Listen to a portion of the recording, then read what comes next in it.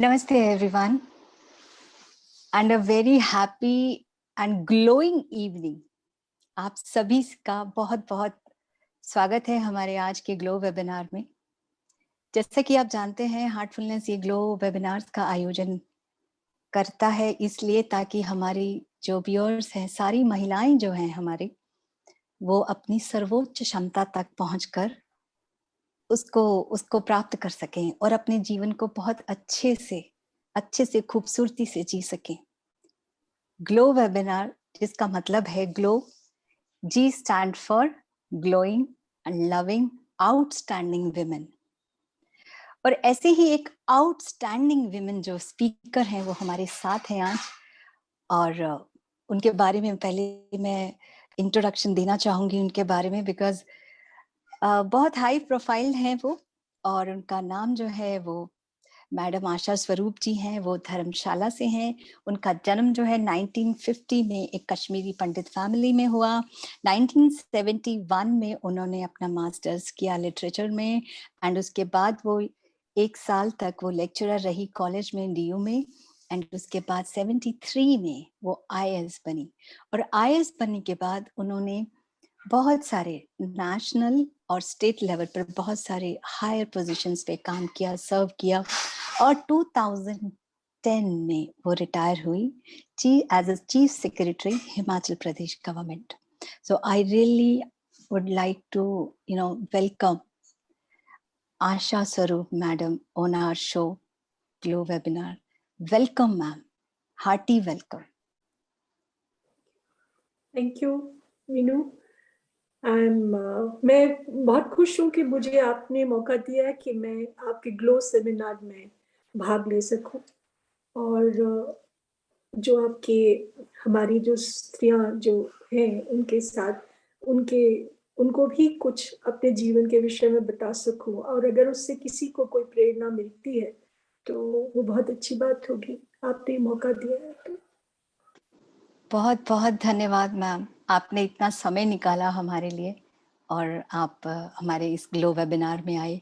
और मैं बिल्कुल उम्मीद करती हूँ कि हमारी बहुत सारी जो व्यूअर्स हैं, जो देखने वाले हैं, वो सब बहुत बहुत प्रेरित होने वाले हैं। और जो हमारा आज ये वेबिनार होने वाला है, जिसका नाम ही वही है कि सपने देखो और सपने सच होते हैं।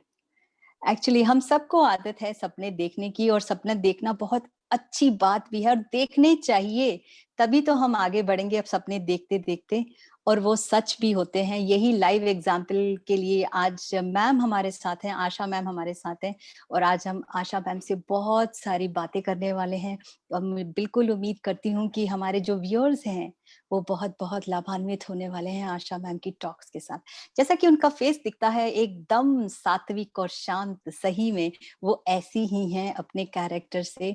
तो जानते हैं उनके बारे में। और तो पहला सवाल मेरा आशा मैम से है कि मैम, जैसे मैं अभी आपका प्रोफाइल पढ़ रही थी तो मैंने उसमें जाना कि 1950 में आपका बर्थ हुआ और एक कश्मीरी पंडित फैमिली में आपने जन्म लिया। 1947 देखे तो हम सब ने वैसा एक्सपीरियंस किया है कि फ्रीडम, वो वाला जो टाइम था बहुत टफ टाइम था हम सब के लिए, जो भी उस टाइम थे मौजूद उन सब के लिए बहुत टफ टाइम था। और 50 में आपका जन्म हुआ। तो मैम, कश्मीर में प्रॉब्लम और जो यहाँ पर कैसा, मतलब आपका जन्म के बाद कुछ आपने कुछ याद है आपको, कैसा रहा, कैसा रहन सहन और कैसा आपने एक्सपीरियंस किया उस टाइम पर? तो पहला सवाल ये है मेरा। 1948 में, जैसा कि आप सब लोगों को पता है कि पाकिस्तान से कुछ टेररिस्ट जो हैं, जो स्टेट स्पॉन्सर थे, लेकिन उनको वहां पे कबालिए कह के पुकारा जाता था। तो 1948 में वो आए, कश्मीर में श्रीनगर तक पहुंच गए, और उस वक्त फिर राजा ने, जो उस वक्त राजा हरी सिंह थे, उन्होंने फैसला किया कि वो हिंदुस्तान के को ही एक्सीड करेंगे।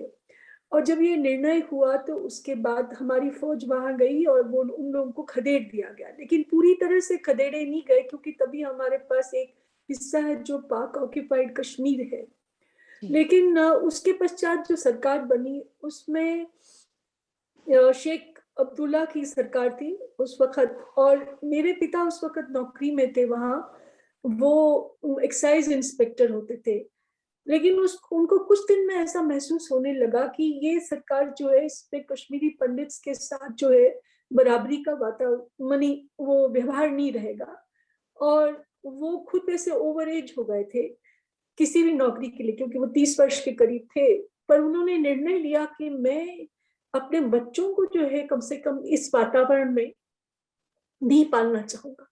तो उन्होंने जो है उस वक्त निर्णय किया कि वो दिल्ली आएंगे, और वहाँ उनके भाई ऑलरेडी कुछ जो उनसे छोटे थे, क्योंकि वो अपने परिवार में सबसे बड़े थे, और जो उनके छोटे भाई थे उनको कुछ भारत सरकार में नौकरियां मिल गई थी।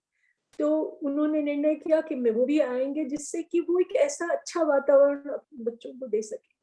तो हम लोग 3 थे, मेरे 2 बड़े भाई थे और मैं सबसे छोटी हूँ घर पर। अब तो जी। मेरे 2 बड़े भाई नहीं रहे। तो अच्छा। ये निर्णय पिता का था, और उन्हीं ने, समझो जो आप बात करती है ना सपने देखने वाली, तो सपने तो पिताजी ने ही देखे थे। जी, जी, जी। बहुत मैम, जब भी हम इस चीज़ के बारे में बात करते हैं, मतलब उस टाइम के बारे में बात करते हैं, तो एक पेनफुल सा माहौल हम लोग को, जो दिल में एक टीस होती है उसके बारे में याद करते हुए, तो वो है। बट ये बहुत bold decision as a parent, एक सबके लिए सीख है, जो भी एज़ अ पेरेंट जो है कि एक बोल्ड डिसीजन उन्होंने अपने बच्चों के बारे में इतना सोचा कि वहाँ नहीं और यहाँ पे उनको वो ग्रूम करने के लिए लेके आए। तो ये बहुत इंस्पायरिंग था मैम। तो मैम, जब आप यहाँ पर आ गए, जैसे कि आपने बताया कि 2 ब्रदर्स आपके थे और आप छोटे थे, तो फिर एजुकेशन, मतलब यहाँ पर आके आप अपने इंडिविजुअल होम में रहे और एजुकेशन वगैरह ठीक-ठाक रही आपको उस टाइम पे? और मैंने देखा कि उस टाइम पे इतना एजुकेशन का नहीं होता था, बट आपने एजुकेशन में स्टेप इन किया और बहुत अच्छा हायर एजुकेशन तक आप गए। तो ऐसा रहा मीन जी, हम लोग जब 1950, मतलब जिस वक्त हम लोग आए थे उस वक्त मैं पैदा ही नहीं हुई थी, मैं तो दिल्ली में ही पैदा जी, हुई जी, तो बिल्कुल। 50। और हमारा जो परिवार था वो एक संयुक्त परिवार था, जॉइंट फैमिली थी। और सब लोग करीब 2 कमरों में करीब 20-22 लोग रहते थे। तो ऐसा परिवार था। और सबके सब जो हैं घर पे ही, बच्चे जो थे मेरे भाई लोग, मेरे चाचा के बेटे, सबकी पढ़ाई घर पर होती थी। तो उसके बाद ये हुआ कि जो मेरे भाई लोग थे तो उनको तो 10-10 साल की उम्र में मैट्रिकुलेशन करा दिया गया। और 16 जी, वर्ष में एक ने मास्टर्स इन इकोनॉमिक्स किया, दूसरे ने एमएससी फिजिक्स किया, और दोनों बहुत ब्राइट थे। लेकिन मेरे को पिताजी ने कोई छठी कक्षा में स्कूल भेजा। और छठी, क्योंकि उनको ये लगता था जिस तरह से भाइयों के साथ उन्होंने कभी यहाँ भेजा पढ़ने के लिए, क्योंकि दिल्ली यूनिवर्सिटी में एडमिशन्स का चक्कर रहता था, वहाँ एज की क्वालिफिकेशन रहती थी। तो मैं जब छठी में पहुंची, मतलब उन्होंने निर्णय किया, 8-9 वर्ष की थी मैं, कि मैं मुझे उस स्कूल में दाखिल कर दें। और मैंने सरकारी स्कूल में ज्वाइन किया। और वहां पर पढ़ाई ठीक चलती रही, धीरे धीरे करके स्कूल के माहौल में हम लोग घुस गए और थोड़ा एहसास होने लगा। शुरू शुरू में दिक्कत आई, लेकिन फिर पढ़ाई ठीक चली। और मेरा जो स्कूल का जो करियर था वो मैं बोर्ड में सेकंड आई, आर्ट्स ग्रुप में। और उसके पश्चात जो है फिर ये कुछ, मेरे भाई साहब तब तक आईएएस में आ चुके थे, बड़े भाई साहब। तो उनका ये था कि तुम जो है इंग्लिश लिटरेचर पढ़ो, जबकि हिसाब में मैं ज्यादा अच्छी थी, मेरे हिसाब में बहुत नंबर थे। तो जब मैं इंद्रप्रस्थ कॉलेज में अपना एडमिशन के लिए गई, तो वहाँ हमारी हेड ऑफ डिपार्टमेंट मुझसे कहने लगी कि भाई आपको तो मैथ्स ऑनर्स करना चाहिए। तो मैंने कहा नहीं, मुझे इंग्लिश ऑनर्स ही करना है। तो क्योंकि भाई साहब ने बड़ा घर पर बोला हुआ था कि इंग्लिश ऑनर्स तुम करोगी तो ठीक रहेगा तुमको। तो इस करके फिर मैंने इंग्लिश ऑनर्स किया वहाँ इंद्रप्रस्थ कॉलेज से। उस वक्त में थोड़ा सा ये रहा, क्योंकि अधिकतर बच्चे वहां पर कॉन्वेंट एजुकेटेड थे, और वो सब अंग्रेजी फराटे की बोलते थे। और मैं हिंदी मीडियम पढ़ के, और हिंदी मीडियम में मैंने सारे पेपर्स लिखे हुए थे, सिर्फ अंग्रेजी के अलावा कोई पर्चा नहीं था जो कि हिंदी में ना लिखा हो। यहाँ तक इकोनॉमिक्स भी हिंदी में लिखी थी। तो मुझे काफी अरसा लगा कि मैं उस माहौल में रम सकूं। और समझिए मेरे को 2-3 वर्ष तो लग ही गए, मतलब ग्रेजुएशन मेरा उसी में चला गया। और मुझे ऐसा लगा कि ये माहौल में मैं पूरी तरह से अभी रमी नहीं हूँ। और फिर मैंने मास्टर्स के लिए हिंदू कॉलेज ज्वाइन किया, और फिर मास्टर्स में मेरे को बहुत अच्छा जो है मेरा वक्त गया, और मेरे कंपनी भी अच्छी हुई। वो लोग ऐसे नहीं थे फूफा वाले, और वो सब अच्छे लोग थे, और एक दूसरे की हम लोग मदद करते थे। तो मदद करते फिर मास्टर्स मेरा बहुत अच्छा रहा, और मैं उसमें यूनिवर्सिटी में मेरी पोजीशन भी थी मास्टर्स में।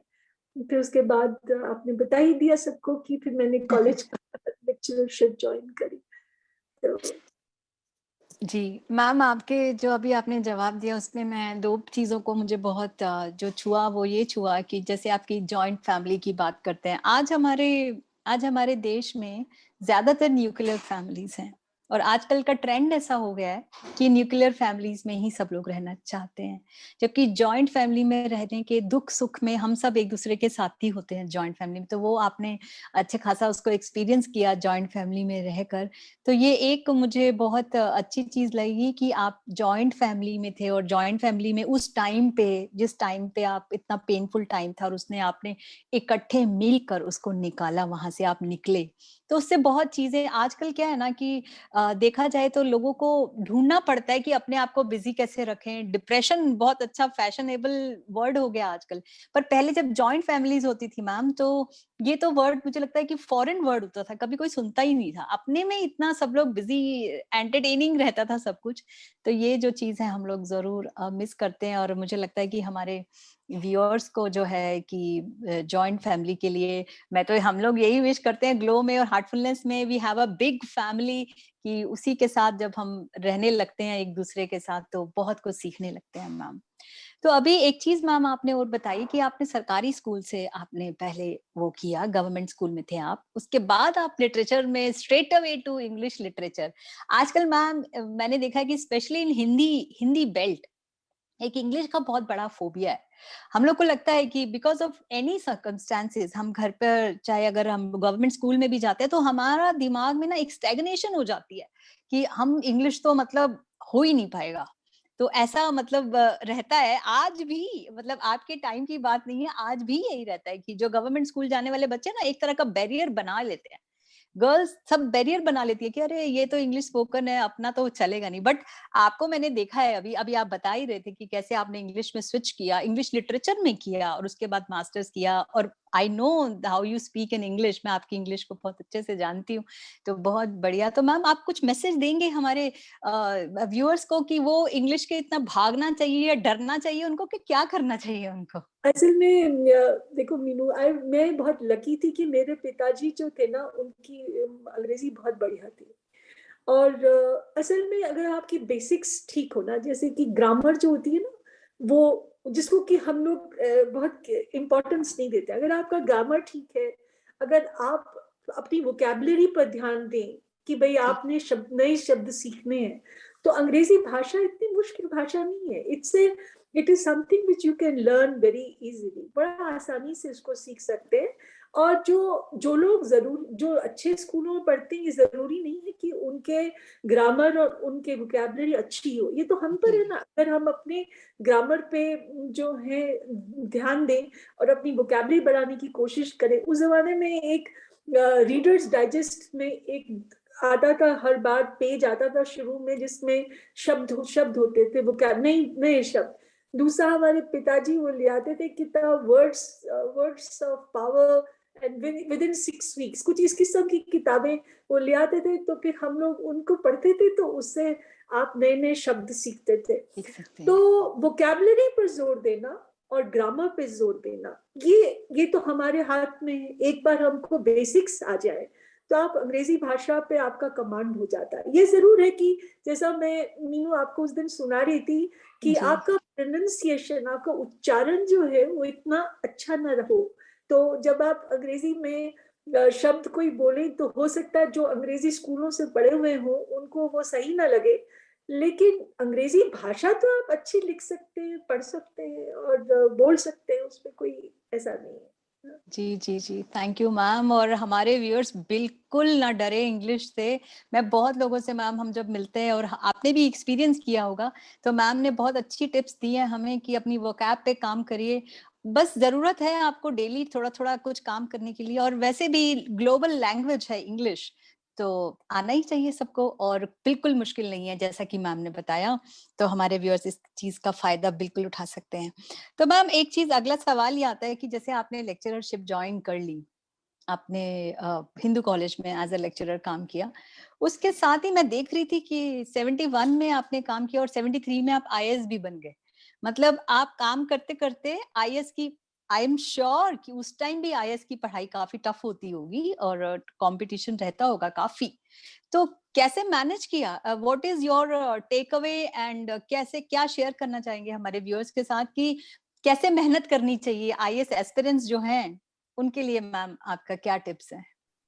अच्छा, मैं एक तो पहले ये क्लैरिफ़ाई करना चाहती हूँ कि मैंने हिंदू कॉलेज में अच्छा हिंदू कॉलेज में नहीं किया, तो ठीक है, ठीक है, ठीक है। मेरे को इनफैक्ट जिस वक़्त हम अपना करके निकले, तो मेरे को सबसे पहली अपॉइंटमेंट जो मिली, वो दिल्ली कॉलेज मिली। दिल्ली कॉलेज को अच्छा, आज ज़ाकिर हुसैन कॉलेज बोलते हैं, हाँ? ओके, ओके, और ओके। उसका एक इवनिंग क्लासेस थी, उसमें मुझे अपॉइंटमेंट मिली। उसके बाद मुझे हिंदू में भी मिली और भगत सिंह में मिली, पर मैंने जैसे ही अपॉइंटमेंट आई, पहली अपॉइंटमेंट वो जॉइन कर ली। अब उस जब दूसरी अपॉइंटमेंट्स आई हिंदू की, तो बड़ी वो थी कि भाई ये बहुत ही प्रेस्टिजियस कॉलेज है। पर मेरे फादर साहब कहने लगे, देखो तुमने आईएएस का इम्तिहान देना है, तो तुम्हारे लिए ये जो इवनिंग कॉलेज है यही सबसे बढ़िया है। एक तो अच्छा, वहाँ के जो हेड ऑफ डिपार्टमेंट थे, वो उनके परिचित भी थे थोड़े बहुत। तो जैसे कि तुम वो चीज पढ़ो, उनसे ये तुम कह सकती हो कि मैं बच्चों को वो चीज पढ़ाऊंगी जो कि तुम्हें प्रिपरेशन के लिए भी काम आएगा। जैसे मैंने उसमें ईएम फॉस्टर पढ़ाया उनको, जी, ऑनर्स के बच्चों को। और वो आईएएस में भी एक मेरा पेपर जो था, उस मैंने कभी फॉस्टर को पढ़ा नहीं था। तो वो मेरे को उसके लिए बच्चों को पढ़ाने के लिए पढ़ाना पढ़ना पढ़ता। खुद पढ़ना पड़ा। जी, इसी तरह से मैंने जेन ऑस्टिन लिया अपना कि डिटेल पढ़ने के लिए, बच्चों को पढ़ाने के लिए।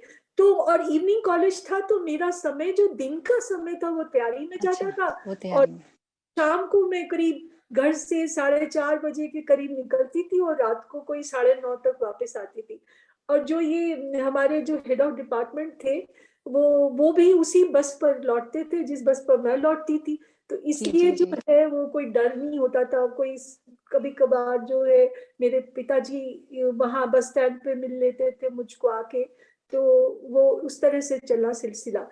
दूसरी बात जो मेरे को अच्छी हुई वो ये कि मेरे भाई साहब जो है उन्होंने आईएएस का इम्तिहान दिया था। तो उन्होंने बड़े एक्सटेंसिव नोट्स दिए बनाए थे। और अच्छा, वो 64 बैच के थे, मुझसे वो 10 वर्ष बड़े थे। लेकिन उनके नोट्स बहुत अच्छे थे और उन नोट्स को पढ़ने से मुझे काफी फायदा हुआ। और शायद मैंने बहुत कम मेहनत की उनके कंपैरिजन में। और हर एक आदमी को ये किस्मत वाला नहीं होता कि उसका बड़ा भाई इतना अच्छा पढ़ने में हो और वो नोट्स बना के रखे। तो ये दूसरी बात थी। तीसरी बात ये कि एक बार मन बना लिया कि भाई आपने अब ये इम्तिहान पास करना ही है, तो फिर आप उसी हिसाब से फिर अपना आप समय बिताते हो। अब नहीं तो हम ये भी कर सकते थे कि भी नई नई नौकरी मिली है तो चलो आज घूमने चलते, आज यहाँ जाते हैं वहां जाते हैं, पर वैसा नहीं था। वो ये था कि अब ये मन बना लिया है कि भाई इम्तिहान में बैठना है, तो अब इसको जितना समय है अब इसको जो है इसको अचीव अच्छे करना से है। इस्तेमाल करें। ये बात जरूर है बीनू कि परीक्षा अब ज्यादा कठिन हो गई। एक तो रिजर्वेशंस बहुत ज्यादा है। जिस वक्त हम लोग आईएएस में बैठे थे उस वक्त सिर्फ 22-22.5% रिजर्वेशन थी। 15% शेड्यूल कास्ट के लिए होती थी, फिर 7.5% ट्राइब्स के लिए होती थी। तो बाकी जनरल कैंडिडेट्स के लिए होता था।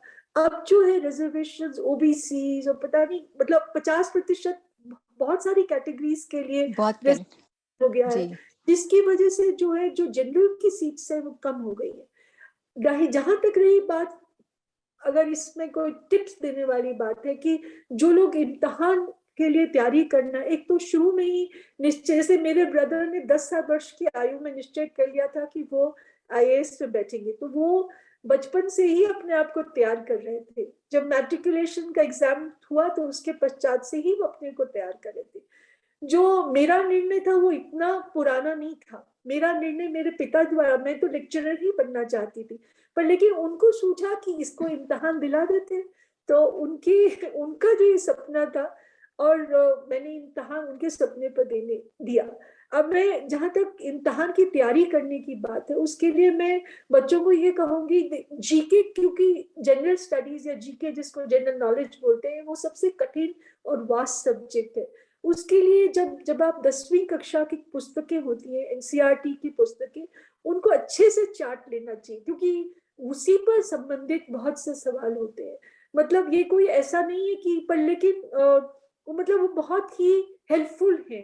उसी जीके जो है हमारी, बहुत अधिकतर जो सवाल है उससे संबंधित होते हैं। फिर ये जरूर है कि जो नए मुद्दे आ रहे हैं जी, कि हर वक्त उससे करंट अफेयर्स। करंट अफेयर्स भी होंगे, लेकिन पर ये है कि जो जनरल नॉलेज के सवाल होते हैं वो अधिकतर उसी स्तर के होते हैं जो 10वीं कक्षा के एनसीईआरटी बुक्स में होता है।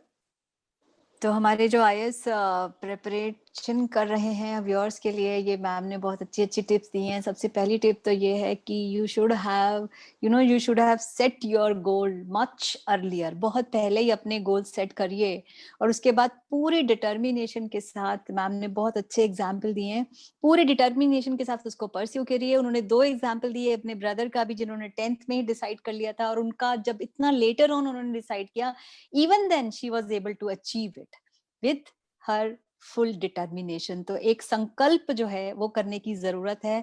और मैम ने बहुत जो ग्राउंड लेवल पे टिप दी है वो ये है कि आप सभी जीके के लिए काफी काम करें, क्योंकि जीके जो है बहुत वास्ट होती है, और उसके साथ ही साथ करंट अफेयर्स पे भी काम करें। तो ये कुछ टिप्स हमारे व्यूअर्स के लिए आईएएस प्रिपरेशन जो कर रहे हैं। उसके बाद मैम अगला सवाल ये आता है, मैंने देखा कि आपने काफी पोजीशंस पे काम किया, सेंट्रल लेवल पर, स्टेट लेवल पर आपने काफी काम किया। कोई एक्सपीरियंस, काफी सारी मिनिस्ट्रीज मैं देख रही थी आपके प्रोफाइल में आती हैं, तो मैम कुछ एक्सपीरियंस आप शेयर करना चाहते हैं जो कुछ याद है आपको, और कुछ चेंज भी आया, और मतलब कुछ ऐसा मेमोरेबल कुछ आप बताना चाहें मैम? तो मैं एक तो बहुत ही शुरू का एक एक्सपीरियंस बताऊंगी जी। कि वो चटपटा होने की वजह से ज्यादा बता रही हूँ। वो ये एक्सपीरियंस था कि मैं सेटलमेंट कलेक्टर होती थी। सेटलमेंट कलेक्टर जो है ना, उसको बोलते हैं भू राजस्व अधिकारी। हाँ, जी। उसका कार्य होता है कि लोगों के रिकॉर्ड्स बनाए, जमीन से रिलेटेड रिकॉर्ड्स जो है उनको बनाए। तो हम लोग के पास जो है अपील, मतलब कलेक्टर के पास तो जो तहसीलदार लेवल पे फैसले हुए होते हैं उनकी अपील आती। तो एक केस मेरे पास आया, और वो केस ऐसा था कि उसमें एक तरफ पंचायत का एक प्रधान था, और एक तरफ उसकी सौतेली बेटी थी जो कि अच्छा। विडो थी। तो ओके। मुझे राजस्व मंत्री ने फोन किया और मुझे बोला कि तुमने ये फैसला, ये मेरा सपोर्टर है या ये प्रधान जो है, और मुझे तुमने इसके हक में फैसला देना है। अच्छा। तो मैंने कहा सर, मैं उसको केस को देख लेती हूँ, उसको अच्छे से देख लूंगी और जो भी उचित होगा वो करूंगी, ऐसा मैंने उनको उत्तर दिया। फिर क्या हुआ कि जब वो केस मैंने पढ़ा तो उसमें ऐसा था कि ये लड़की विडो थी, विधवा थी, और इसको अपने पिता की जमीन मिली हुई थी।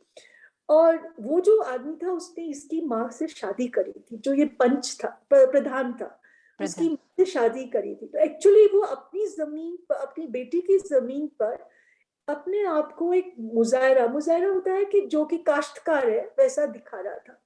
और सरकार के एक्ट के मुताबिक जमीनें जो थी वो काश्तकारों को जा रही थी, लेकिन उसमें जो विधवाएं थी या वो, उनकी जमीन नहीं जा सकती थी।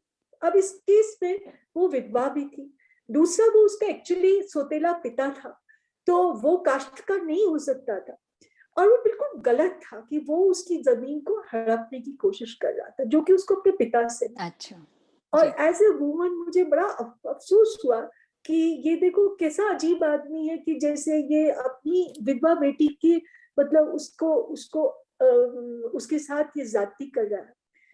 तो क्योंकि मुझे राजस्व मंत्री ने बोला था, मुझे ये भी मालूम था आगे भी अपीलें होंगी, तो मैंने उस केस को लड़की के फेवर में फैसला दिया। और जजमेंट इतनी स्ट्रांग लिखी कि वो ऊपर तक जो है अगर जाएगी भी, तो उसको उसको जो है बदलने में लोगों को जो है बहुत सोचना पड़ेगा। सोचना पड़ेगा। बहुत सोचना पड़ेगा, क्योंकि हिम्मत चाहिए ना, कोई अच्छी ठीक लिखा हो तो उसके खिलाफ कहने में तो हिम्मत चाहिए होती है। एनीवे उसके बाद मेरी पेशी हो गई उनके सामने। तो ये एक किस्सा है। मेरी पेशी हुई, मुझे बोला कि आपको तो मैंने कहा था कि ये मेरा सपोर्टर है। मैंने कहा सर वो बिल्कुल जाती कर रहा था, मैंने अपना अपना पक्ष दिया। लेकिन ये मेरी एक बड़ी पुरानी मेमोरी है। बाकी जो भारत सरकार में मैंने नौकरियां की वो ज्यादा लंबे अरसे की थी। जो हम लोग जो स्टेट लेवल पे काम करते हैं उसमें जनरली आपको 1-2 साल मिलते हैं, एक जॉब पे 2 साल मिल जाएंगे। लेकिन जो भारत सरकार की नौकरी थी उसमें मैंने 2 जॉब्स किए जॉइंट सेक्रेटरी, संयुक्त सचिव। एक मैंने स्पोर्ट्स में काम किया, जॉइंट सेक्रेटरी स्पोर्ट्स, और दूसरा मैंने रूरल डेवलपमेंट में काम किया। तो उनको उसके, क्योंकि वो एक बड़ा वक्फा होता है। जब जॉइंट सेक्रेटरी हम करीब 5 वर्ष रहते हैं एक जॉब पे, और दूसरे में जो जॉइंट सेक्रेटरी में रही थी फिर वहीं मैं एडिशनल सेक्रेटरी बन गई थी, तो उसमें भी मैं करीब 4 एक साल रही। तो उनके जो एक्सपीरियंसेस हैं उसमें से मैं 2 आपको मुख्य बातें बताना चाहूंगी। एक तो था जब मैं, हम लोग जॉइंट सेक्रेटरी, जब मैं स्पोर्ट्स में थी, खेल विभाग में, तो भारत सरकार में, तो उस वक्त ये होता था कि हमारे यहाँ से जो भी टीमें बड़े बड़े टूर्नामेंट्स में भाग लेने जाती थी, जी तो उसमें बड़ा एडहॉक किस्म से फैसला होता था। और अधिकतर उसमें जो उस एसोसिएशन के प्रभारी थे, यानी कि कोई सेक्रेटरी, कोई प्रेसिडेंट, वो ही अपने आप को ले जाना चाहते थे। और जो खिलाड़ी और उसका कोच है उसके प्रति ज्यादा वो नहीं था कि भाई उन लोगों को जाना है या हमें कोच अच्छा से अच्छा लाना चाहिए। जी तो जो वो 5 वर्ष थे उसका ये हुआ कि हमने कुछ सिस्टम्स लगाए कि भाई पहले तो हम हर वर्ष आपका प्लान अप्रूव करेंगे। ये नहीं कि आप आ गए जी आज हमको इस टूर्नामेंट में भेज दो या इस टूर्नामेंट में भेज दो। हम आपका सालाना प्लान मंजूर करेंगे, और फिर हम ये बताइए आप किस किस कोच को लाना चाहते हैं, अच्छा किसकी ट्रेनिंग करना चाहते हैं। तो उस सिस्टम्स हम लोगों ने इन प्लेस रखे। तो अभी जब ये लास्ट एशियन गेम्स में हमें अच्छी, जबकि मेरा वक्फा बहुत पुराना है, 93 से 98 मैंने काम किया उस नौकरी में। लेकिन जब अब की, क्योंकि ये ऐसी चीजें होती है जिनमें एकदम रिजल्ट्स नहीं आते हैं, नहीं आप आते समय लगता है लोगों को बिल्कुल ट्रेन में और सिस्टम्स को प्लेस में आने में। तो अभी जब एशियन गेम्स में अच्छे रिजल्ट्स आए तो मुझे बड़ी तसल्ली हुई कि जो हम लोगों ने शुरुआत की थी उसका कुछ असर हुआ। दूसरा जो इंसिडेंट में, दूसरा जो मैं आपको बताना चाहूंगी कि मैं जब ग्रामीण विकास विभाग में थी तो मेरे पास एक स्वयं सहायता समूह वाला स्कीम है ग्रामीण विकास विभाग का, जो कि जो लोग गरीबी रेखा से नीचे होते हैं जी उनके लिए बनी हुई स्कीम। उसको पहले IRDP बोलते थे, फिर उसको स्वर्ण जयंती ग्राम स्वरोजगार योजना बोले, अब उसको लाइवलीहुड स्कीम करके बोलते हैं। तो उसमें हम लोग वो लोग अपनी तरफ से कुछ पैसा लगाते थे और सरकार जो है कुछ पैसा लगाती थी, लेकिन उस स्कीम में बहुत सी कमियां थी। हमने ये महसूस किया कि जो लोग बहुत गरीब होते हैं वो गरीबी रेखा से इतनी जल्दी ऊपर नहीं उठते हैं, उनको बड़ा जी समय लगता है उठने में। जैसे आप किसी परिवार को भी देखते हो तो एक जनरेशन थोड़ा सा या एक लेवल पे पहुंचती है, दूसरी जनरेशन जो है बिल्कुल तरक्की करके आगे थोड़ा सा बढ़ती और बढ़ती है है। जी फिर हमारी स्कीम में लिखा हुआ था कि हम 5 वर्षों में बीपीएल परिवार को अबव पॉवर्टी लाइन ले जाएंगे, जो कि अच्छा मुझे बिल्कुल ही मैं ठीक नहीं लगा। फिर धीरे धीरे हमने काम किया उस पे और हमने उसको बदल के ये कहा कि हम उसका स्तर बढ़ाएंगे और इस तरह से बढ़ाएंगे जिसमें ट्रेनिंग भी होगी उसमें। यहाँ तक कि हमने ये भी महसूस किया कि जो गरीब परिवार है वो जब तरक्की भी करता है उसका अधिकतर पैसा, एक बीमारी आती है तो उसका सब पैसा चला जाता है तो फिर हम लोगों ने किताबें लिखी। मैंने एक किताब प्लान करी जिसमें ये उसका था नाम आपका स्वास्थ्य आपके हाथ। तो ये था कि घर में बहुत चीजें ऐसी जो कि आप खुद कर सकते हैं, को कैसे आप साफ रखना है, या जी पानी को आप जब जिन जिन दिनों खराब होता है पानी, जैसे बरसात में पानी खराब होता है, या जब गर्मियां आती है तो बहुत लोग उनको शिकार हो जाते हैं डायसेंट्री वगैरह के, बिल्कुल। तो उस दिन आप उबाल के पानी पियो। तो ऐसे छोटे छोटे टिप्स छोटे थे छोटे। उसमें, जिससे कि आप उनको बीमारी से बचा सके। और हमने ये किताबें जो थी वो सारे स्वयं सहायता समूह को भेजी, कि आपका स्वास्थ्य आपके हाथ में है, और आप इस तरह से। तो मुझे उस टेन्योर की बड़ी सेटिस्फेक्शन है, क्योंकि जो काम हमने उस वक्त किए वो धीरे धीरे धीरे करके उसके रंग ला रहे हैं। फिर तीसरी चीज जो हमने करी वो ये था कि जहां कहीं भी कुछ अच्छा होता था तो वो हमने एक प्रोग्राम शुरू किया, जैसे कृषि दर्शन प्रोग्राम है, वैसे ही एक हमने ग्रामीण विकास करके अच्छा। प्रोग्राम किया। तो जितने दिन, मतलब हम लोग वहां रहे करीब 3-4 वर्ष, तो वो प्रोग्राम रोज आता था। और उसमें जो अच्छी स्टोरीज होती थी, जहाँ पे कुछ अच्छा काम हुआ और वो कैसे लोगों ने किया, उसको हाईलाइट करते थे। तो वो एक मेरे जीवन के अच्छा अनुभव है, जो कि यंगर डेज का है, समझे। तो बाकी तो आप बहुत सारे बीज बो देते हो, जहां भी आप जाते हो बहुत सारे बीज बीच बो देते बो देते हो। और वो कभी कभी आपके सामने रंग लाते हैं और कभी कभी आपके कभी कभी बाद में लाते हैं। तो जैसे मैं जब मुख्य सचिव थी तो हमने ये किया, काम शुरू की पानी पर हम, क्योंकि पानी की कमी होती जा रही है, और हर वर्ष जो है जब गर्मियां होती थी तो ट्रकों का सिलसिला चल पड़ता था कि पानी ट्रकों से सप्लाई किया जाए। तो उसमें बहुत गलत भी होता था, क्योंकि जहां ट्रक नहीं भी चाहिए वहां भी, क्योंकि एक लॉबी होती थी ट्रक वालों की, वो उसकी वजह से वहां ट्रक जाते थे। तो हमने ये काम किया कि भाई आप हम लोग ये देखें कि कहाँ कौन से हमारे सूखे वाले जिले हैं, और उनके लिए हम एक लॉन्ग टर्म प्लान बनाएं कि किस तरह से हम पानी को रोकेंगे, क्योंकि हमारा प्रदेश जो एक हिल का प्रदेश है, जहाँ तो पानी पहले जी। पड़ता है, फिर वो नालों के माध्यम से नीचे जाता है। तो अगर हम वाटर शेड्स बनाएंगे, यानी पानी को रोकेंगे, तो हम लोग जो है इससे हम बच सकते हैं, क्योंकि उससे वाटर टेबल भी उठ जाएगा, वो सब। तो वो वाला धीरे धीरे अब वो काम हो रहा है। और वही स्कीम अब भारत सरकार ने, अब क्योंकि अब मोदी जी के टाइम में अब ये उसको और जो है उसी किस्म की स्कीम जो है अब उसको आगे फ्लोरिश हो रही है। जी। फ्लरिश। तो ऐसे बहुत से छोटे छोटे होते हैं जो कि अब हर एक, काफी सारी बातें हैं मन में, लेकिन जो मैंने छोटी जी, मोटी बातें आपको बताई कि जो मेरे एकदम जहन में आई। ज़हन में आई। जी, मैम आपकी बातों से सुन के मुझे इतना अच्छा लग रहा है, क्योंकि बहुत कम मौका होता है जब हम आईएएस से इतना क्लोज़ली जब हम इंटरैक्ट कर पाते हैं, और हम जानते हैं कि जो आईएएस हैं, कि हमारे सब व्यूअर्स जानते हैं कि जो आईएएस है ग्राउंड लेवल पे और हाई पावर्ड लोग होते हैं, और वो कुछ भी कर सकते हैं। और आपकी बातों से जैसे आप हमने जाना कि एक बोल्डनेस जो आपके हृदय में थी और सबके लिए अच्छा करने की जो चाहत थी, उसको आपने अपने मतलब लेकर भी आए, अपने एक्शन में भी लेकर आए। हमारे हार्टफुलनेस में तो मैम हमारे गाइड भी हमेशा कहते हैं कि दिल से बिल्कुल बोल्ड होना चाहिए, और हमेशा अच्छा ही हमें दुनिया के लिए कुछ ऐसा करके जाना चाहिए कि दुनिया में आए, और जब हम जाएं वहां से तो लॉन्गर टाइम तक लोग उसका फल प्राप्त करें। और जैसा कि आपके केस में मैंने इतने सारे किस्से अभी आपके सुने, तो मुझे बहुत अच्छा और बहुत एक सेटिस्फेक्शन की बात की आपने, कि संतोष होता है आज भी कि आपने वो बीज बोया था और आज उसको वो चल रहा है, वो सिलसिला जारी है, और लोग उसका फल प्राप्त कर रहे हैं। तो बहुत बहुत बढ़िया लग रहा है मुझे ये सब सुन के। और मुझे ऐसा लग रहा है कि अगर हमारे सारे आईएएस और हाई रैंक्ड ऑफिसर्स अगर ऐसे करने लग जाएं कि दुनिया की भलाई जो है अपना मेन टारगेट रखें, तो आज हमारा जो जीवन है इंडिया में बहुत बहुत बढ़िया और बहुत ऊंचे स्तर का हो जाएगा।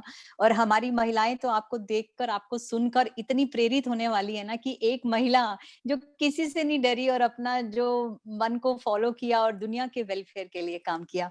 So thank you so much ma'am, इतना अच्छा लग रहा है ये सब बातें सुनकर आपकी।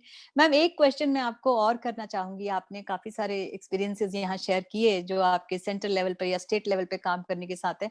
मैम कोई ऐसी चीज है जो आपको लगता है कि काम करते करते शायद मुझे अब वो करनी चाहिए थी, या मिस करते हो उस चीज को आप, कुछ ऐसा है, कुछ छूटा है या सब हो गया? नहीं, मैं बताऊं, जो मुझे दो बातों का एहसास हुआ जब मैं रिटायर हो गई। एक तो मैंने अपने को फिजिकल लेवल पे बहुत निग्लेक्ट किया था, मैं बहुत अच्छा। ओवरवेट थी। मेरा वजन उस वक्त जब मैं रिटायर हुई तो उस वक्त 82.5 किलो वजन था। और अब 65 के करीब है, 65 जी 64 के करीब है, 64 के करीब। तो मैं अपने, क्योंकि मेरा ध्यान जो था वो हमेशा काम में लगा रहता, काम यहाँ में तक कि रहना। मतलब दिन भी 9:30 बजे से 7:30 बजे तक का तो वर्किंग टाइम होता था, फिर घर के लिए भी कागज लेके आती थी। तो एक तो मैंने फिजिकली अपने आप को बहुत निग्लेक्ट किया था, जो कि हमें नहीं करना चाहिए। इतना भी आदमी को अपने काम में व्यस्त नहीं होना चाहिए कि आप अपनी बॉडी को निग्लेक्ट करो, क्योंकि उससे काफी सारी प्रॉब्लम्स हो जाती प्रॉब्लम्स हो जाती हैं। है। दूसरा, जो मैंने अपने को स्पिरिचुअल लेवल पे भी एक किस्म से निग्लेक्ट किया हुआ था, और मेरा ये ऐसा नहीं है कि जुड़ाव नहीं था। बहुत अरसे तक मैंने अपने आप को मतलब 92 में हम लोग सत्य साई बाबा के पास गए थे, जो जी जो पुट्टापर्ती वाले हैं। और काफी बार मैं जब किसी मतलब दुविधा में होती थी या कुछ सोच, मुझे कोई शुरू भी करना होता था दिन, तो मैं मन में एक किस्म से संकल्प लेके कि मैं निमित्त मात्र हूँ, और संकल्प लेके ही काम किया करती थी। लेकिन फिर भी उस तरह से कि आप फुल मतलब हर वक्त जो कि सत्स्मरण वाली बात है वो नहीं थी, और वो मुझे उसका मुझे एहसास जो है। तीसरा जो है, जो जो वो ये था कि शायद मैंने अपने बच्चों को भी शुरू में बहुत नेग्लेक्ट किया। तो क्योंकि ऐसा होता था कि जब काम है उसके प्रति तो आप सोचते हो कि यहाँ तो पहुंचना ही पहुंचना है, तो कुछ ना कुछ तो नेग्लेक्ट होता ही है। पर इतना जरूर है कि मेरी सोशल लाइफ बिल्कुल नहीं थी उस तरह से। जो समय दफ्तर में नहीं होता था वो घर पर मेरे बच्चों के साथ था। तो और मैंने शुरू में ये जो है ऐसे कंपैरेटिवली यूं कहना चाहिए कि इतने हाई प्रोफाइल जॉब्स नहीं किए, क्योंकि मैं सोचती थी हाई प्रोफाइल जॉब्स में ज्यादा टाइम देना पड़ेगा, और जो अपनी तरफ से नहीं, जो मिला और उसको किया। लेकिन ये है कि कोशिश भी नहीं की कि मुझे बड़े हाई प्रोफाइल जॉब मिले जब मेरे बच्चे छोटे थे। फिर भी मुझे कभी कभी एहसास होता है कि शुरुआत में, खासतौर पे जब मेरी सिर्फ, I had only one child at that time, मेरी बिटिया ही सिर्फ थी, तो वो शायद अकेलापन महसूस करती थी। पर लेकिन जब उसका भाई आ गया तो वो दो हो गए, और मतलब घर पे भी कोई रहता था, मेरे परिवार से ही लोग, मेरे ब्रदर इन लॉ और मेरी छोटी सिस्टर इन लॉ रहती थी, तब तक हमारा वातावरण जो था वो ठीक हो गया था। लेकिन शुरुआत में थोड़ी दिक्कतें थी जो कि बचाई जा सकती थी। पर लेकिन आदमी हमेशा इस द्वंद में रहता कि ये जरूरी है कि ये जरूरी है, और वो द्वंद तो चलता है जब जब खास तौर पे बच्चे छोटे होते हैं। तो पर ये है कि मेरे बच्चे बड़े वेल बैलेंस्ड थे और उनको कोई तकलीफ नहीं है अब। पर लेकिन वक्त उनको भी एहसास रहा होगा कि माँ नहीं है। बिल्कुल। मैम ये तो मुझे लगता है कि सब Indian women, specially Indian womens का होता है कि वो कितना भी कर लेना तो उनको अपने बच्चों के साथ करके सेटिस्फेक्शन होती ही नहीं है, लगता है कि और भी अच्छा कर सकते थे। ये हम सब लोगों का प्रॉब्लम है एक्चुअली, कि हम कितना भी अच्छा सर्व करें फिर भी हमें हमेशा कमी लगती है कि कुछ और करना चाहिए था, मैं और बढ़िया कर सकती थी। तो ये तो जो आप मिस करते हैं ये तो बिल्कुल जायज भी है, मुझे लगता है कि हम सबके साथ ही है ये। तो मैम अभी जैसे स्पिरिचुअलिटी की बात कही आपने कि आप संकल्प लेके काम करते थे, ये तो मुझे बहुत ही अच्छा लगा ये सुन के, और ये सबसे बड़ा मुझे लगता है टेक अवे है हमारे व्यूअर्स के लिए। तो मैम अभी अभी मुझे पता लगा कि आपने हार्टफुलनेस भी ज्वाइन किया, अभी ऑर्गेनाइजेशन हमारा आपने ज्वाइन किया, तो आई थिंक आपको 2 साल हो गए वो करते हुए। तो मैम कुछ चेंज आया क्या? आप कुछ बताना चाहेंगे हार्टफुलनेस के बारे में, और आप में क्या चेंज आया हार्टफुलनेस, जैसे कि आपने पहले स्पिरिचुअल ऑर्गेनाइजेशन और भी ज्वाइन किया हुआ है, मतलब एक्सपीरियंस लिया हुआ है, अभी क्या चेंज आया मैम, वो मैं जानना चाहती तो थी। एक तो ये है कि दो दो तीन बातें देखो। जो मैं 2010 में रिटायर हुई, 2012 में मेरे को एक गुरु मिले यहाँ जी पर, हमारे हिमाचल में ही है वो, कंदबाड़ी पालमपुर के पास है। तो हम लोग उनके पास जाया करते थे। तो उनके साथ भी मेरा संबंध है, इन द सेंस कि मैं जी उनको भी अपना गुरु मानती हूँ। अच्छा, लेकिन जो, और वो हमको जो है मेडिटेट कराते थे, उन्होंने कभी कभी मेडिटेट कराते थे, पर अधिकतर हम जब उनके साथ समय व्यतीत करते थे तो जीवन किस तरह से जीना है उसकी सीख मिलती थी। जी तो हार्टफुलनेस में मैं ये कहना चाहिए कि बड़ा सिस्टमैटिक तरीके से कि दिन में आपको ये तीन चीजें करनी ही करनी है। आपने मेडिटेट भी करना है, आपने क्लीनिंग भी करनी है, आपने जो है शाम को फिर सोते हुए प्रेयर भी करनी है, आपने लिखना भी है अपना उसका, ये सारी चीजें अपने एक्सपीरियंस के बारे में, ये सारी चीजें जो है हार्टफुलनेस एक किस्म का सिस्टमैटिक तरीके से जो है ये शुरू हुआ। और अब जो है जब से हम लोगों ने स्टडी ग्रुप भी में भी एक शुरू किया हुआ वीना जी के साथ में, तो जी। वीरेंद्र भाई साहब के साथ में, तो अब हम आजकल पढ़ रहे हैं 10 सूत्र जो कि बाबू अच्छा। साहब है। तो उसपे उसकी वजह से कि दिनचर्या आप प्रातःकाल कितने बजे शुरू करोगे, उस वक्त आप अपने आप को स्वच्छ करके फिर आप बैठोगे मेडिटेशन के लिए। तो ये सारी चीजें जो है नई है मेरे लिए, जो कि मैं अपने आप को जोड़ रही जी। हूँ, उस तरह से करने की कोशिश में हूँ। मैं नहीं कहती कि मैं 100% कर पाई हूँ, लेकिन मैं बहुत हद तक उसमें उस तरफ मूव कर रही हूँ और खुद को अपने आप को ढालने की कोशिश कर रही हूँ। तो एक बात तो ये कि एक रेगुलरिटी, और दूसरा ये कि एक पैटर्न कि भाई इस तरह से मुझे दिन बिताना है। दूसरी बात जो है कि जो हमने अभी पुस्तक पढ़ी सत्य का उदय जैसे पढ़ा, या वैसे भी जो ये वर्ष है जो जी। जैसे मेरे गुरु के साथ, और जो यहाँ अब यहाँ पर हम लोग पढ़ रहे हैं या बातचीत करते हैं, तो उसमें ये बात तो साफ निकल के आती है कि आदमी को के जीवन का एक लक्ष्य ये है कि अपने आप को बेहतर बनाए। मतलब जी। बेहतर उस पे अपने आप के बेहतर किस तरह से कि अपने में जो आपकी ह्यूमन क्वालिटीज हैं, जो आपके जो आप में करुणा की भावना, या जिसको कंपैशन, या जिसके जैसे एम्पैथी, लोगों के कोई बुरी दशा में तो जी। उसके जी। जी। साथ एम्पैथाइज करना। तो ये इस किस्म की, या प्रेम या प्यार, मतलब और प्यार को किस तरह से बांटना, यानी कि ये सारी चीजें जो हैं इसमें बड़ी साफ तौर से और बड़े अच्छे तरीके से सिखाई गई हैं। और उसके पीछे जो लॉजिक है जीवन का कि हरेक में आप ईश्वर का स्वरूप देख रहे हैं, वो सारी बात जिस तरह से साफ करके दिखाई है, तो उससे एक और जो मेरी स्पिरिचुअल प्रोग्रेस है उसमें एक और अंग जुड़ गया है। तो मैं अपने आप को एक किस्म से यूं कहना चाहिए ब्लेस्ड महसूस करती हूँ कि मैं अब इसका हिस्सा हूँ इस सारी बात का। जी। जी। जी। तो बहुत अच्छे से मैम ने आपने अपना एक्सपीरियंस हार्टफुलनेस के बारे में शेयर किया और मुझे आपको सुनने के बाद ये बहुत अच्छा लगा कि हमें ज़रूर लिटरेचर भी पढ़ना चाहिए, जो बताया गया। और जैसे कि मैं आपकी बात से अंदाज़ा लगा पा रही हूँ कि हार्टफुलनेस पे बिल्कुल सिस्टमैटिक वे से गाइडलाइंस दिया गया है कि कैसे आपको मॉर्निंग मेडिटेशन करना है, कैसे क्लीनिंग करना है। Because most of the time ना मैम ये होता है कि हम लोग कन्फ्यूज़ ही रहते हैं।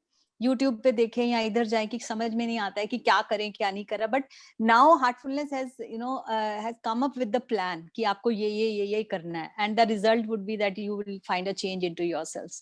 तो ये जो चीज आप एक्सपीरियंस कर रहे हैं, और जैसे कि आपने कुछ बुक्स का भी जिक्र किया कि सत्य का उदय पढ़ रहे हैं या 10 नियम पढ़ रहे हैं, तो ये बुक्स जो हैं हमें एक बूस्ट करती हैं अपनी स्पिरिचुअल साधना के लिए।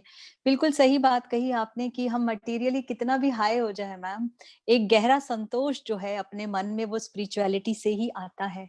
और इंसान जब हम इंडिविजुअल लेवल पे मैम कितने भी हम लोग आपस में कितने भी हमारे जो ग्लिचेस कैच करते मतलब कैरी करते हैं, हम लोग उसको लेके चलते हैं, कितने भी प्रॉब्लम्स आपस में लेके चलते हैं, लेकिन ह्यूमन लेवल पे देखा जाए तो हम सब एक ही हैं, ह्यूमन है। यही दादी का भी कहना है हार्टफुलनेस में कि वी ऑल आर वन।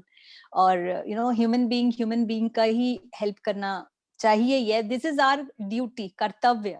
और सबसे बड़ा कर्तव्य जो हार्टफुलनेस इस चीज को लेके चलता है कि मेंटल शांति किसी को मिले, संतोष कहाँ से आए, वो सब स्पिरिचुअलिटी से ही आता है और डेली समय निकालने से थोड़ा सा आता है। तो वो मुझे आपकी बातों से बिल्कुल मैंने इसको प्राप्त किया है। तो मैम एक लास्ट क्वेश्चन है मेरा। आपने बहुत समय निकाल रहे हैं आप हमारे साथ। मैं जरूर हम लोग मेडिटेशन भी एक्सपीरियंस करेंगे थोड़ा सा, पर उससे पहले एक और क्वेश्चन है कि आप कुछ मैसेज हमारी महिलाओं को देना चाहेंगे, क्योंकि आप तो अपने लाइफ के हर पड़ाव से निकले हैं मैम, और आज आप उस चीज को एंजॉय भी कर रहे हैं। तो आपका कोई मैसेज है स्पेशली हमारी महिलाएं व्यूअर्स के लिए? मैं ये कहूंगी कि जीवन को जीना चाहिए। मतलब ये नहीं सोचना, और अधिकतर लोग जो हैं या तो अपने पास्ट की मेमोरीज के साथ जीते हैं या फ्यूचर के प्लान्स के साथ जीते हैं, लेकिन जो वर्तमान है उसको उसमें कम जीते हैं। तो जो एक चीज मैं कहना चाहूंगी, वर्तमान में जीना चाहिए, और जो हमारी बुरी मेमोरीज है उनको याद कर करके दुखी होना, जो कि अक्सर बहुत लोग करते हैं, या कि भाई मेरे साथ आगे क्या होगा, मेरे बच्चों का क्या होगा। तो हमारे गुरुजी जो है वो मुझे हम कभी कभी बात कर रहे थे, बोला कि जो ये पेड़ पे पक्षी बैठे होते हैं, तो जो ईश्वर आपको जिंदगी दे रहा है, तो वो आपको चोगा भी देता है ना। और वो लोग कहाँ बिल्कुल। सोते हैं, रात को गिरते हैं, कभी रात को वो उसने उनको रखा है ना पेड़ पे, वो आराम से सोए रहते हैं। तो आप क्यों चिंता करते हैं कि आपके बच्चों का क्या होगा? आप तो भविष्य की चिंता करके और पास्ट की जो अच्छी मेमोरीज नहीं है उनको लेके जीते रहना, वो अच्छी बात है। जो वर्तमान है उसमें जो आपका कर्तव्य है उसको अच्छे से करें, वो उसको और ईश्वर में ध्यान रखें, श्रद्धा रखें, ईश्वर आपका हमेशा भलाई करेगा। आप जो है ये मान के चलिए कि अगर मैं कार्य जो है अच्छे से करूंगा या करूंगी, अच्छे से करूंगी, तो सब ठीक ही होगा। तो ये मत सोचिए कि मेरे साथ कुछ बुरा होने जा रहा है।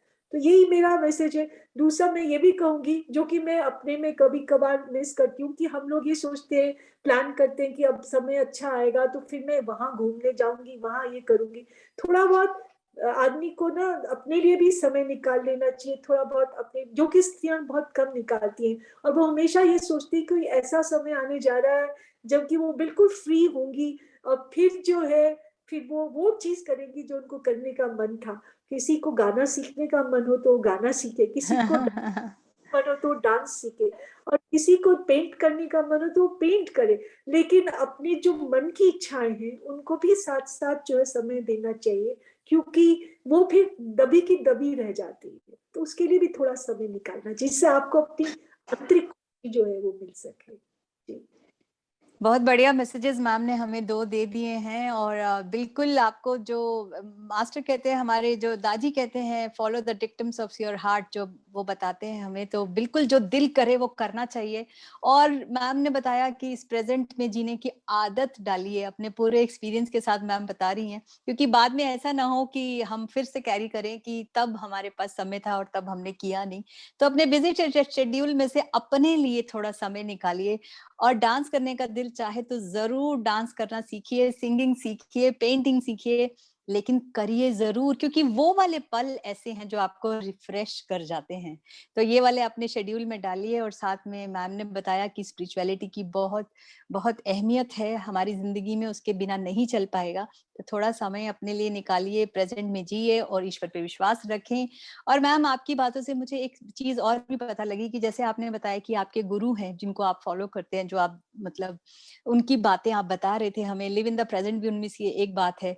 तो मैम की बातों से एक मैसेज ये भी है कि हार्टफुलनेस हमें कभी भी किसी भी चीज के लिए रिस्ट्रिक्ट नहीं करता है। आप हार्टफुलनेस के मेथड्स अपनी लाइफ में अडॉप्ट कर सकते हैं, जैसे आपकी श्रद्धा जिसमें है उनको ही भी फॉलो करने के साथ साथ हार्टफुलनेस के मेथड्स आप अडॉप्ट करिए।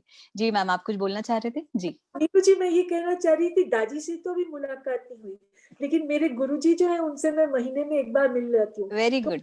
प्लीज उनसे रिचार्ज होके आती हूँ। वहां पर जाती हूँ ना, तो वो वहाँ बच्चे की तरह ट्रीट करते हैं। और अब मेरा परिवार करीब करीब, मेरी माँ भी नहीं है, मेरे भाई दोनों खत्म हो गए, पिता पहले चले गए थे। तो वहां जाती हूँ तो ऐसा लगता है कि मैं अपने मायके गई थी। जी। तो तो ऐसे, तो मेरा गुरु के साथ अब वो वाला संबंध हो गया है। तो वो बहुत ये, बढ़िया।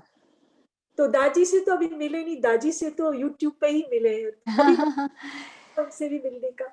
मैम, जितने जितने व्याकुल आप हैं दादी से मिलने के लिए, आई एम श्योर वो आपसे ज्यादा व्याकुल हैं, क्योंकि 2 साल से कोविड की वजह से सब कुछ बंद था, तो इसीलिए वो यूट्यूब पे बहुत ज्यादा आके हमारे साथ मिल रहे थे। तो आपको डेफिनेटली जो कान्हा शांति वनम हमारा जो हेडक्वार्टर्स है, आप बिल्कुल जा सकते हैं। आप, मुझे ऐसा सुनने में आ रहा है कि जरूर जल्दी ही खुलने वाला है। तो उसमें तो दादी हमें 4 बार तो बुलाते ही हैं कि आप आइए और हमसे मिलिए। तो I am sure and I wish कि आप जल्दी ही दादी से मिले और ये आपका पूरा हो। जी। तो मैम, अभी हमारा टाइम है कि हम थोड़ा सा मेडिटेशन की तरफ चलते हैं, और मैं आपको रिलैक्स कराऊंगी और थोड़ा सा मेडिटेशन करते हैं। मैं रिक्वेस्ट करूंगी अपने व्यूअर्स से भी, प्लीज इसको फॉलो करिए। जो मैम ने इतनी अच्छी बातें हमें बताई हैं, हम एब्जॉर्ब भी कर पाएंगे जब हम मेडिटेशन करेंगे। तो शुरू करते हैं। आराम से बैठ जाएं और अपनी आंखें बहुत हल्के से कोमलता से बंद कर लें। बिल्कुल रिलैक्स हो जाएं। महसूस करें कि जहां भी आप बैठे हैं वहीं से धरती से आरोग्य ऊर्जा ऊपर आ रही है और आपके पैरों से आपके शरीर में प्रवेश कर रही है। आपके पैर रिलैक्स हो रहे हैं। ऊर्जा पैरों से ऊपर घुटनों की ओर जा रही है और आपकी टांगों के निचले भाग को आराम पहुंचा रही है।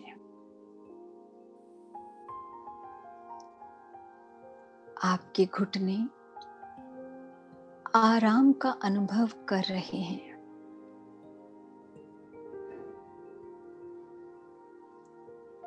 ऊर्जा घुटनों से होते हुए जांघों की ओर जा रही है। आपकी कमर, आपकी रीढ़ की हड्डी,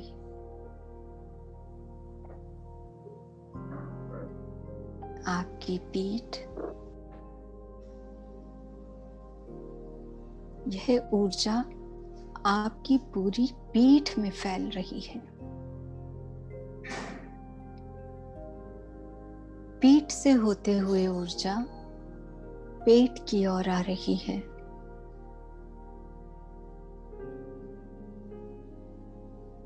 आपका चेस्ट एरिया,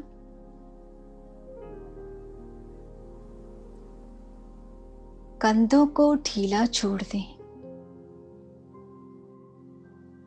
महसूस करें कि कैसे आपके कंधे हल्के होकर पिघल रहे हैं।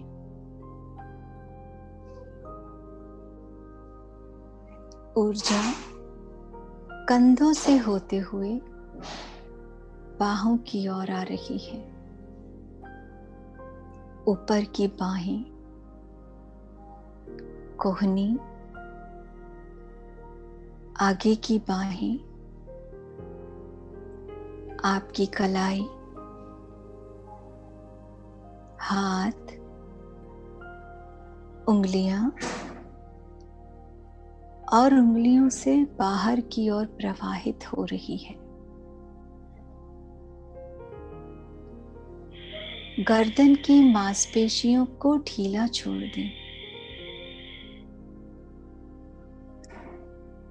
आपका चिन, मुंह, जबड़ा, चेहरे की मांसपेशियां, नाक, कान, आंखें, माथा, सिर के ऊपर शिखर और फिर पूरा सिर। महसूस करें कि कैसे आपका पूरा शरीर सिर से लेकर पैर तक तनाव मुक्त हो गया है। अब अपना ध्यान अपने हृदय की ओर ले जाओ और महसूस करें कि आपका जो हृदय है ईश्वरीय प्रकाश से भरा हुआ है।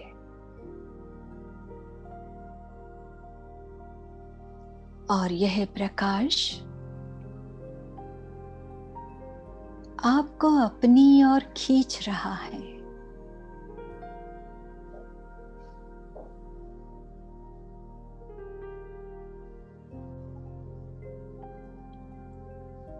बस वहीं बनी रहें कुछ देर और। कृपया ध्यान शुरू करें।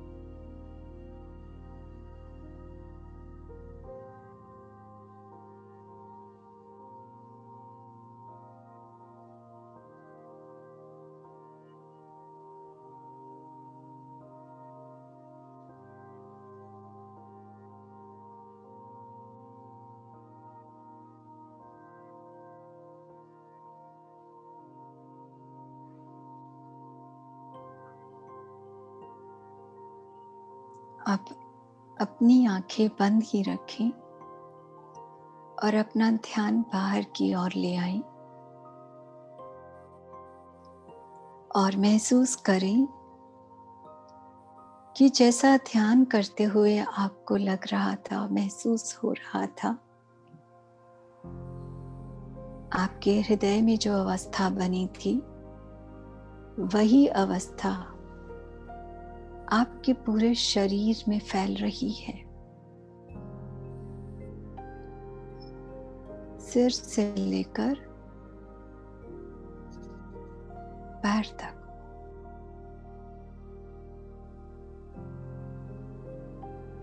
और अब यही अवस्था आपके पूरे वातावरण में फैल रही है। ऐसा महसूस करें।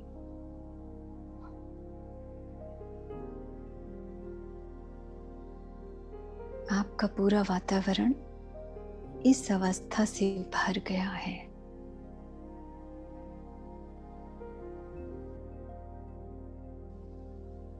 अब धीरे से अपनी आंखें खोल लें।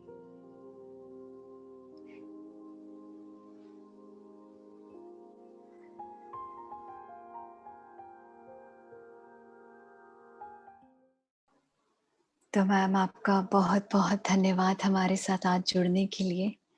और मैं उम्मीद करती हूँ हमारे ग्लो वेबिनार में एक बार फिर से मौका मिलेगा आपके साथ फिर से जुड़ने का। Thank you. बहुत बहुत धन्यवाद। Thank you so much. Thank you.